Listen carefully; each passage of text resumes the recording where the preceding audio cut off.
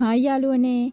හීබ්‍රු භාෂාවෙන් මම කියන සර්වනාමය විවිධ අවස්ථාවලදී වෙනස් වෙන්නේ කොහොමද කියලා අපි අද ඉගෙන ගමු. සාමාන්‍යයෙන් මම කියන්නේ අනි. අනි විහංසා. මට කියන්නේ ලී. කොරීම් ලී විහංසා. මගේ කියන්නේ ෂෙලී. හෂෙම් ෂෙලී විහංසා. මමත් කියන්නේ ගම් අනි. ගම් අනි බෙසේදර්. මටත් කියන්නේ ගම් ලී. ගම් ලී යේෂ් බයි. මගෙත් කියන්නේ ගම් ෂෙලී. ගම් ෂෙලා වෙ ගම් ෂෙලී. මෙතනදි ගම් කියන වචනයෙන් අදහස් වෙන්නේ අල්ත යන්න. මාව කියන්නේ ඔති. ආත් ඔහෙවෙත් ඔති. අතා ඔහෙව් ඔති.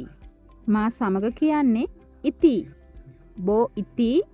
බොයි ඉති. මා වෙනුවෙන් කියන්නේ බිශ්විලි. සේ බිශ්විලි. මේ වගේ තවත් පාඩම් ඉගෙන ගන්න අදම අපේ channel එක subscribe කරන්න.